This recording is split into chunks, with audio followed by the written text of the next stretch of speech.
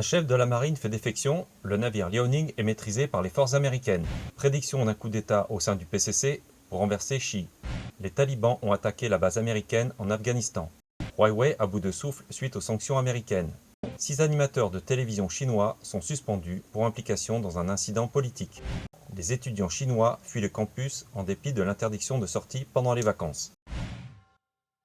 Après le scandale du premier porte-avions chinois Liaoning qui a été bloqué et surveillé par l'armée américaine, d'autres révélations plus importantes ont émergé. Après l'accident du navire Liaoning, le PCC a soudainement annoncé des sanctions contre Song Xiu, le chef adjoint de l'état-major de la marine, un haut responsable du PCC qui avait dirigé le chantier du navire Liaoning et connaissait le sujet de A à Z. Fin avril, le PCC a annoncé la fin de la qualification de Song Xiu en tant que membre de l'Assemblée nationale populaire. Mais pourquoi Song a-t-il été sanctionné à ce moment-là? Tout a commencé par les différents incidents du navire Liaoning en avril, notamment son immobilisation en mer. Il a été révélé que le navire a été paralysé sur place par l'armée américaine pendant une guerre électronique navale. Ensuite, la flotte du Liaoning a été encerclée par l'armée américaine qui a seulement utilisé un USS Mastin, 2 destroyers lance-missiles et quelques sous-marins. Selon Cheng Po-kong, un analyste d'actualité, le Liaoning était sous le contrôle précis des États-Unis.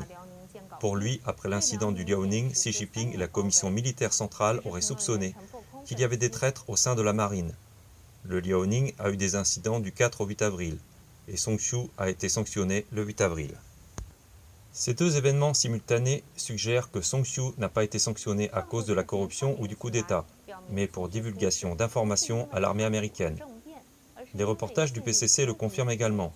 Lorsqu'ils ont parlé de Song Xiu, les médias du PCC ont spécifiquement cité 2 autres commandants adjoints en précisant qu'ils avaient commis une infraction disciplinaire, alors que Song Xiu avait commis des infractions disciplinaires et juridiques, ce qui signifie que le cas de Song Xiu est plus grave.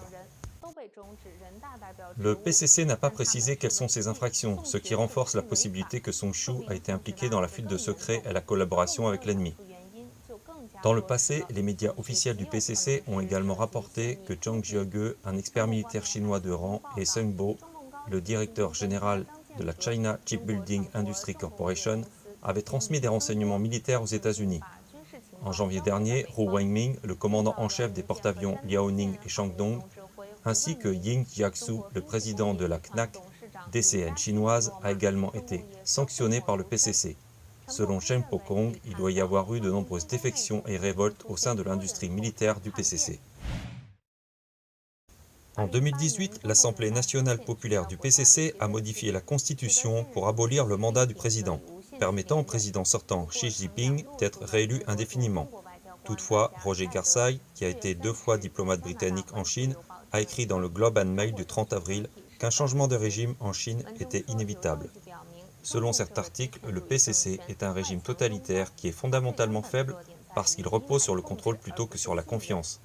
Au cours de la dernière décennie, le PCC a davantage craint le mécontentement interne que les ennemis extérieurs. Garside a mentionné qu'en tant que diplomate ayant témoigné de la mort de Mao Tse-tung et du début des réformes en Chine, il pensait que la libéralisation économique et les avancées en matière de propriété conduiraient à un changement politique au sein du PCC. Mais le régime a stoppé sa transformation précisément parce qu'il craignait que la poursuite de la libéralisation économique ne sape son monopole politique. Il a souligné que de nombreuses élites chinoises sont fortement opposées à la ligne de Xi Jinping. Elles réalisent que la réforme économique sans changement politique a causé les problèmes du pays et mis en danger leurs propres intérêts. Leur meilleur espoir de préserver leur richesse et leur pouvoir réside dans un changement politique radical.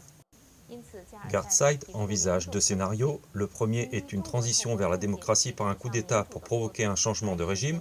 Ce coup d'État ne viendrait pas seulement de l'intérieur de la Chine, mais aussi de la confrontation entre les États-Unis et la Chine, orchestrée par les États-Unis, qui jouerait également un rôle clé, entraînant une crise des marchés financiers chinois qui conduirait au renversement de Xi Jinping. Le deuxième scénario présume que les forces anti-Xi l'empêcheront d'être réélu pour un 3e mandat en novembre 2002. Un moment crucial pour l'avenir de la Chine. En effet, la réélection de Xi augmenterait la probabilité qu'il soit un dirigeant à vie. Les États-Unis ont imposé une série de sanctions sévères à l'entreprise chinoise Huawei au cours des 2 dernières années. Le PDG de l'activité grand public de la société, Yu Shengdong, a admis que Huawei était à bout de souffle. Le 30 avril, Yu a révélé sur WeChat que les 4 sanctions des États-Unis contre Huawei étaient plus féroces les unes que les autres, de manière que Huawei n'arrive plus à livrer ses produits. Il a indiqué que le marché chinois haut de gamme pour les téléphones et les tablettes est occupé par Apple, tandis que celui de milieu et de bas de gamme est occupé par Oppo, Vivo et Xiaomi. Sur les marchés étrangers, Huawei a cédé sa place à Apple, Samsung et aux marques domestiques de ces pays. Selon le dernier rapport financier d'Apple, les ventes d'iPhone du premier trimestre 2021 ont augmenté de 65,5% par rapport à 2020, et même de 87% en Chine. Les données du premier trimestre en 2021, publiées par l'IDC et Canalys, ont montré que les 5 premières marques les plus performantes étaient Samsung, Apple, Xiaomi, Oppo et Vivo, Huawei ne faisant plus partie du top 5 mondial. Selon un rapport publié par le cabinet d'études du marché Canalys, Huawei a livré 14,9 millions de smartphones au cours du premier trimestre de cette année, soit une forte baisse de 50% par rapport à la même période de l'année dernière. En 2019, l'administration Trump a inscrit Huawei sur une liste noire en lui interdisant d'accéder aux technologies américaines et aux fournisseurs de composants. La série de sanctions de l'administration Trump a durement touché Huawei. Pour survivre, Huawei s'est reconverti dans l'élevage de porcs, a pris des commandes de pisciculture, s'est impliqué dans l'exploitation de mines de charbon et a participé au développement de voitures électriques. Une attaque à la roquette contre une base américaine à Kandahar, en Afghanistan, le 2 mai, n'aurait fait aucune victime ni causé de dommages matériels. L'armée américaine a ensuite effectué une frappe de précision, détruisant d'autres lance-roquettes visant l'aérodrome de Kandahar. Le président Joe Biden a ordonné le retrait de 3500 soldats américains présents en Afghanistan d'ici le 11 septembre 2021. L'ancien président Trump avait promis que le retrait devait être bouclé au 1er mai. Les talibans avaient menacé d'attaquer si les troupes américaines ne se retiraient pas avant le 1er mai. Le même jour, le ministère afghan de la Défense a déclaré que plus de 100 insurgés ont été tués et 52 combattants talibans ont été blessés lors d'affrontements entre les forces gouvernementales et la milice talibane à travers le pays au cours des 24 dernières heures, bien qu'aucun détail n'était fourni sur le nombre de victimes gouvernementales. Par ailleurs, des sources ont indiqué à Rosatom que les talibans ont attaqué hier soir un poste de contrôle de l'armée afghane, tuant 8 soldats et en blessant 6 autres. Les talibans ont déclaré que ce poste a été détruit, ajoutant qu'ils ont lancé l'attaque après que l'armée afghane ait attaqué des civils. L'ancien homme d'affaires le plus riche de Shanghai, Zhu Zhengyi, a organisé une fête pour son 60e anniversaire avec des célébrités après sa sortie de prison. Les 6 animateurs de l'Oriental Satellite Télévision de Shanghai se sont rendus à la fête pour souhaiter un joyeux anniversaire à Zhu et ont fait un discours pendant la fête. Cette fête a surpris les autorités du PCC. Aux dernières nouvelles, les 6 animateurs ont été suspendus de leurs fonctions. Selon le Tsingtao Daily du 1er mai, la radio et la télévision de Shanghai ont tenu une réunion le 26 avril pour informer et avertir les cadres de niveau intermédiaire de la situation.